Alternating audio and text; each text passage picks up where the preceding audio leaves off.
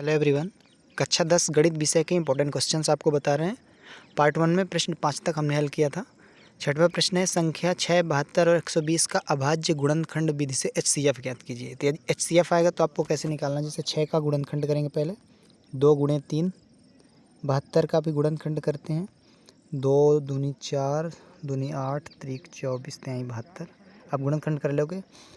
120 का करते हैं तो 2 दूनी 4, दूनी 8, त्रिक 24, पंचे 120। अब यहाँ पे HCF निकालने के लिए आपको एक चीज़ ध्यान देनी होगी, तीनों में होनी चाहिए वो संख्या लेना। तो 1 2 यहाँ पे आप देख सकते हैं सब में है 1 2 और 1 3, तीनों में दिख रहा है एक। तो 2 गुणे 3 निकल के आ गया, यानी 6 HCF इसका हो जाएगा। क्या हो जाएगा इसका HCF? 6 हो जाएगा। अतः लिख देंगे, अतः 6, 72, 120 का HCF 6 होगा। अथवा में है HCF 306 और 657 का 9 दिया हुआ है और LCM निकालना 306 और 657 का। तो एक फार्मूला जो होता है, दो संख्याओं का गुणनफल बराबर LCM गुणे HCF। तो आपको LCM निकालना है, तो LCM का फार्मूला हो जाएगा दो संख्याओं का गुणनफल बटे HCF। तो दो संख्याएं कौन कौन सी हैं, उनका गुणनफल हम डायरेक्ट लिख रहे हैं, यहाँ पे आप फार्मूला भी लिख लीजिएगा।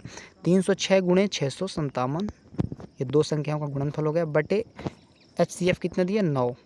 तो 9 से इसको काट लेते हैं, 9 सत्ते 63, 9 तिरिक 27। 306 का 73 से गुणा कर देंगे, आपका LCM आ जाएगा 22,338। अब गुणा कर लीजिएगा, तो ये इसका आंसर हो गया। 7वां क्वेश्चन देखते हैं। द्विघात बहुपद t² - 15 के शून्य ज्ञात कीजिए। तो यहाँ पे आप ध्यान दीजिए, शून्य निकालना मतलब t के मान चाहिए बराबर 0 लेके, इसके पहले गुणनखंड करने पड़ेंगे। तो यहाँ पे आप एक चीज़ ध्यान दीजिए कि यहाँ इसको क्या लिख सकते हैं। t² - 15 को हम लिख सकते हैं t प्लस √15 और एक हो जाएगा t माइनस √15। अंडर में अच्छे से फिर से लिख रहे हैं, t प्लस √15 और एक हो जाएगा t माइनस √15। तो ये a प्लस बी है माइनस बी है, यही तो a² माइनस b² होता है। यहाँ पे √15 एक प्लस में आ रहा है और एक माइनस में आ रहा है। जब इसको बराबर के 0 लेंगे, जब t प्लस √15 लेंगे बराबर 0, तो t की वैल्यू क्या आएगी, माइनस में आएगी। तो एक हो जाएगा माइनस √15 और एक हो जाएगा प्लस √15। तो ये इसके शून्य हो गए। अथवा में एक द्विघात बहुपद ज्ञात कीजिए जिसके शून्यकों का योग तथा गुणनफल क्रमशः -3 और 2 है। ये -3 क्या है, शून्यकों का योग है। तो योग मतलब होता है -b/a। कितना दिया, -b/a दिया है -3, बटे में 1 रहेगा। और c/a गुणनफल होता है, वो दिया है 2, तो c/a कितना दिया है 2, बटे में 1 रहेगा। यहाँ पे आप ध्यान दीजिए, a कितना निकल के आ रहा है 1, a का मान कितना है 1, और b का मान माइनस यहाँ से कट रहे हैं, b का मान 3 है। कितना है b का मान 3, और c कितना दिख रहा है यहाँ पे 2, c का मान 2 दिया हुआ है। तो अब ये इस पे रख देंगे ax² + bx + c में। तो ax² मतलब 1x², यहाँ पे लिख रहे हैं कितना हो जाएगा इसका आंसर, x² प्लस bx यानी प्लस 3x और प्लस 2।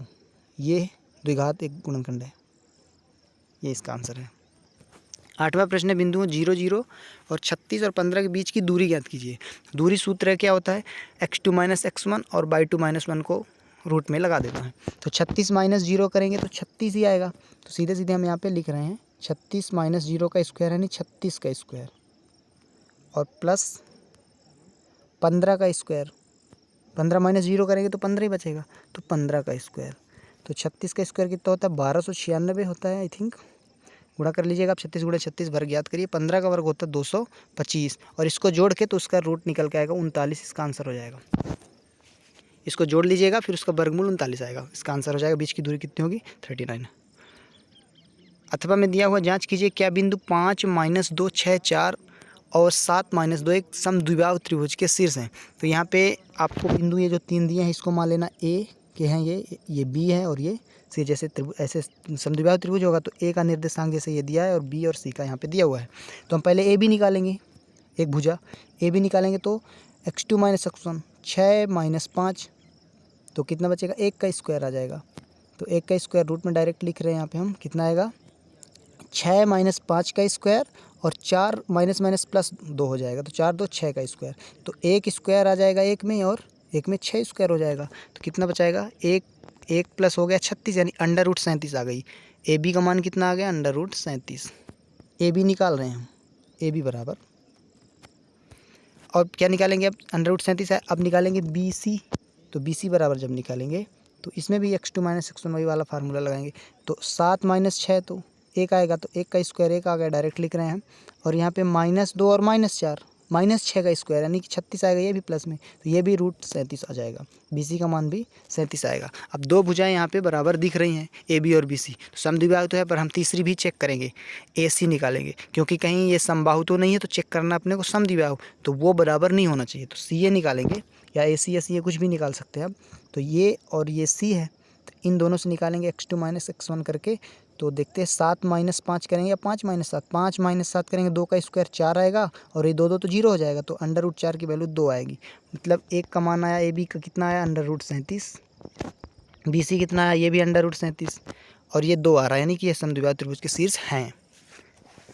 प्रश्न नंबर 9 देखते हैं। PE दिया हुआ है 0.05 और PE बार प्रायिकता क्या होगी बता रहा है, मतलब ये प्रायिकता होने की घटना के और ये ना होने की मान सकते हैं। तो कुल मिला के 1 होता है, तो जब इसको निकालना है PE बार निकालेंगे, तो 1 में इसको घटा देंगे, 0.05 घटाएंगे तो कितना आएगा, 0.95 आएगा, 0.95, ये इसकी प्रायिकता हो गई। अथवा में बामन पत्तों की अच्छी तरह से फेंटी गई ताश की गड्डी में से यादृच्छया एक पत्ता निकाला जाता है, इसकी प्रायिकता क्या है कि पत्ता एक इक्का होगा, एक इक्का नहीं होगा। तो कुल पत्ती कितनी है, बामन है, डायरेक्ट बता रहे हैं प्रायिकता क्या होगी, एक इक्का होने की प्रायिकता होगी। इक्का कितने होते हैं, 4 होते हैं, और कुल पत्तियाँ बामन, 4/52 हो गई इसकी प्रायिकता पहले की, काट सकते हैं, 4 1 13, 1/13 इसका आंसर हो गया। और दिया है कि इक्का नहीं हो, तो इक्का 4 होते हैं, तो यानी कितने नहीं होते, 48 नहीं होते, 48/52, इसको 4 से इसको भी काट दो तो 12/13 आ जाएगा। इसकी प्रायिकता 1/13, उसकी 12/13। 10वां प्रश्न देखते हैं। थैले में 3 लाल और 5 काली गेंदें हैं, इस थैले से एक गेंद यादृच्छया निकाली जाती है, इसकी प्रायिकता क्या है, गेंद लाल है या लाल नहीं है।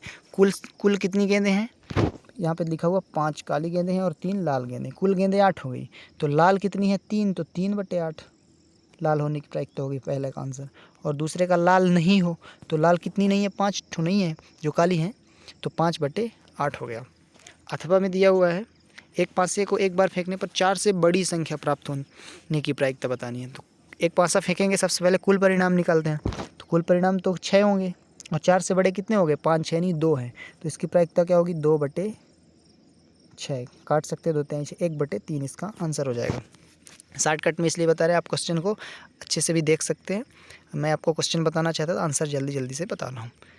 11वां प्रश्न है, कॉट A बराबर 7/8, तो 1 plus sign A 1 minus sign A 1 plus cos A और 1 माइनस कॉस ए, यहाँ पे इनकी वैल्यू निकालें, यहाँ पे अपान है, तो यहाँ पे फार्मूला लगाते हैं सबसे पहले, a + b - b का क्या होता है, a² - b², तो 1² माइनस साइन स्क्वायर हो गया ये, और बटे में भी ऐसे ही a + b - b दिख रहा है, 1 प्लस कॉस 1 माइनस कॉस, तो a भी हो जाएगा वही 1² यानी 1 ही माइनस कॉस स्क्वायर, ये हो जाएगा। तो 1 माइनस साइन, ये फार्मूला सर्व समीकरण से होता है कॉस स्क्वायर, इसका हो जाएगा ऊपर, इसके आगे कॉस स्क्वायर ए, और ये हो जाएगा साइन स्क्वायर ए, और कॉस बटे साइन क्या होता है, काट होता है, तो ये कुल मिला के आ जाएगा काट स्क्वायर ए, इसको अब लिख रहे हैं काट स्क्वायर ए, क्या आ जाएगा इसके आगे, काट स्क्वायर ए। अब काट का वैल्यू दिया 7/8, तो हो जाएगा 7/8 का स्क्वायर, 49/64 आंसर आ जाएगा।